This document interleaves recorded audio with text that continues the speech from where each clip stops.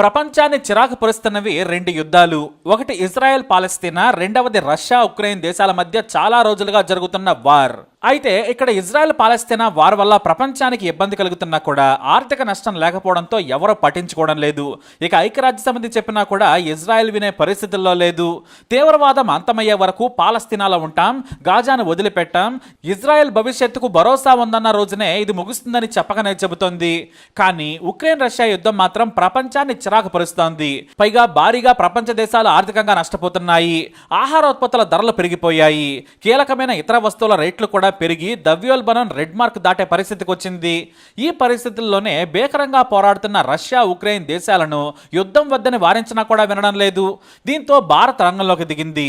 కొద్ది రోజుల క్రితం ఉక్రెయిన్ పర్యటనకు వెళ్ళొచ్చారు ప్రధాని నరేంద్ర మోడీ.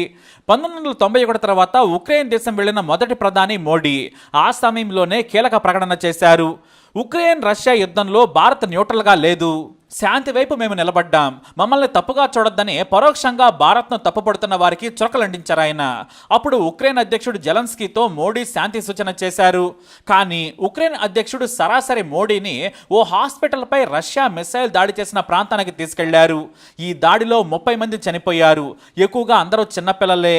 ఈ మరణాలకు ఏ శాంతి మంత్రం పనిచేస్తుందన్నారు.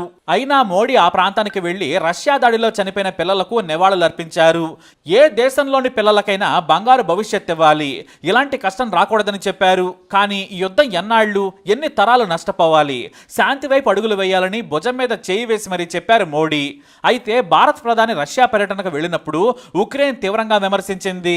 ఉక్రెయిన్ అధ్యక్షుడు జెలెన్స్కీ ట్విట్టర్లో ఫైర్ అయ్యారు.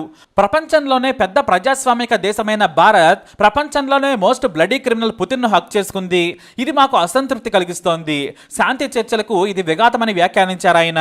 అంతేకాదు మిసైల్ దాడిలో చనిపోయిన పిల్లలను భారత్కు గుర్తు చేశారు.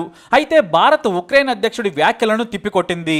ప్రపంచంలో శాంతి మాటను చెప్పింది భారత్ మాత్రమే. యుద్ధం మొదలైన రోజునే మోడీ ఓ మాట చెప్పారు. ఇది యుద్ధాలు చేసే కాలం కాదు, చర్చల ద్వారానే పరిష్కరించుకోవాలని. రష్యా పర్యటనకు మోడీ వెళ్లినంత మాత్రాన భారత్ పుతిన్ వైపు నిలబడిందని అనుకోవద్దని పరోక్షంగా క్లియర్గా చెప్పింది. కానీ ఉక్రెయిన్కు భారత్ అంటే కోపం. ఎందుకంటే గతంలో స్విట్జర్లాండ్లో ప్రపంచంలోని కీలక దేశాలు రష్యాకు వ్యతిరేకంగా తీర్మానం చేశాయి. దీన్ని స్విస్ అగ్రిమెంట్ అని కూడా ప్రచారం చేశారు. కానీ ఈ అగ్రిమెంట్కు భారత్ దూరంగా ఉంది. రష్యాకు వ్యతిరేకంగా ఒంటరిగా వెళ్లేందుకు భారత్ ఆసక్తి చూపించలేదు. అందుకే భారత్పై ఉక్రెయిన్కు కోపం. ఈ కోపతాపాలతో ఉక్రెయిన్ సాధించేది ఏదీ లేదని చాటి చెప్పేందుకు మోడీ పర్యటించారు. మానవతా దృక్పథంతో సాయం కూడా ప్రకటించారు. అప్పుడే ఉక్రెయిన్ అధ్యక్షుడితో శాంతి చర్చల గురించి ప్రస్తావించారు. ఆయన కూడా భారత్ అంటే మాకు గౌరవం ఉందని చెప్పారు. దీంతో ఉక్రెయిన్ పర్యటన ముగించుకొని భారత్ వచ్చిన తర్వాత ప్రధాని మోడీ పుతిన్తో మాట్లాడారు. ఆగస్టు 27, 2024 రష్యా అధ్యక్షుడు పుతిన్తో సుదీర్ఘంగా చర్చించారు మోడీ. తన ఉక్రెయిన్ పర్యటనతో పాటు శాంతి ఒప్పందాలపై కూడా చర్చించారు. అందుకు పుతిన్ కూడా సానుకూలంగా స్పందించారు. కొద్ది రోజుల క్రితం ఓ అంతర్జాతీయ మీడియాతో చిట్చాట్ చేశారు పుతిన్. పాశ్చాత్య దేశాలు శాంతి చర్చలపై మధ్యవర్తిగా ఉండేందుకు ప్రయత్నం చేస్తున్నాయని గుర్తు చేయగా ఆయన నవ్వారు. అదే క్రమంలో భారత ప్రధాని మోడీ ఉక్రెయిన్ పర్యటన గురించి అడగ్గా కీలక వ్యాఖ్యలు చేశారు పుతిన్. మేము నిత్యం భారత్తో టచ్లో ఉన్నాం. ఒకవేళ శాంతి కోసం మధ్యవర్తిత్వం చేస్తే భారత్, చైనా, బ్రెజిల్ దేశాలను మాత్రమే నమ్ముతామని కూడా కుండబద్దలు కొట్టారు. దీంతో అమెరికా సహా బ్రిటన్, ఫ్రాన్స్ దేశాల సూచనలను ఆయన పక్కన పెట్టినట్టయింది. వాస్తవానికి భారత్ కంటే ముందే ఆఫ్రికా దేశాలు పుతిన్ ముందు యుద్ధ విరమణ కోసం పలు ప్రతిపాదనలు చేశాయి. ఎందుకంటే యూరప్ నుంచి ధాన్యాలు ఆఫ్రికా దేశాలకు రాకుండా నల్ల సముద్రంలో రష్యా తీవ్రంగా సైన్యాన్ని మోహరించింది. దీంతో ఆఫ్రికా దేశాలకు ధాన్యాలు, ఇతర వస్తువులు రాకుండా ఆగిపోయాయి. ధరలు విపరీతంగా పెరగడంతో పేద దేశాలు కకావికలమవుతున్నాయి. ఆ సమయంలోనే ఆఫ్రికా దేశాల నుంచి ఓ డెలిగేషన్ ఉక్రెయిన్కు, రష్యాకు వెళ్ళాయి. వారి ముందు కీలకమైన 2 నిర్ణయాలను ఉంచాయి. ఒకటి, వెంటనే యుద్ధం ఆపటం. రెండవది, ఒక దేశంతో మరో దేశం ఎట్టి పరిస్థితుల్లోనూ యుద్ధం చేయకుండా భద్రతపై హామీ ఇవ్వటం.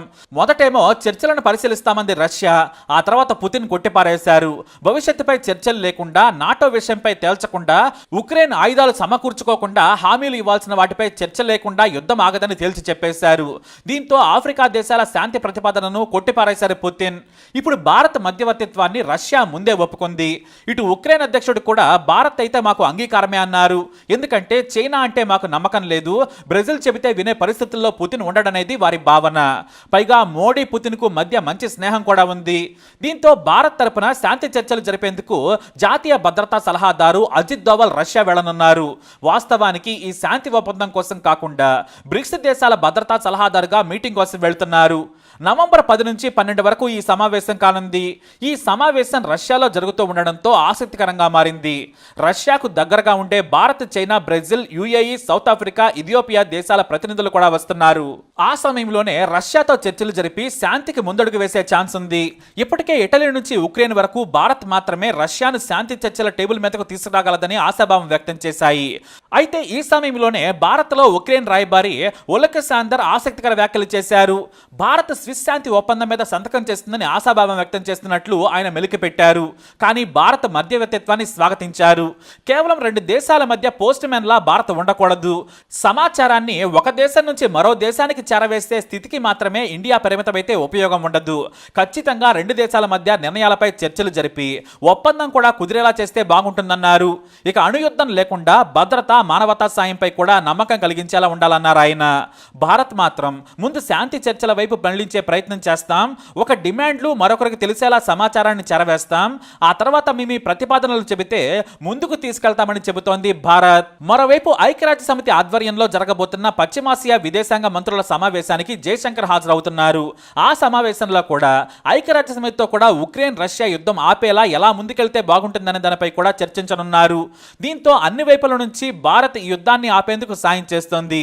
మరి మంకుపట్టు పడతారా, యుద్ధం చేస్తామంటారా అనేది తేలాల్సి ఉంది. ఈ యుద్ధం జరిగితే ఎక్కువగా నష్టపోయేది ఉక్రెయిన్.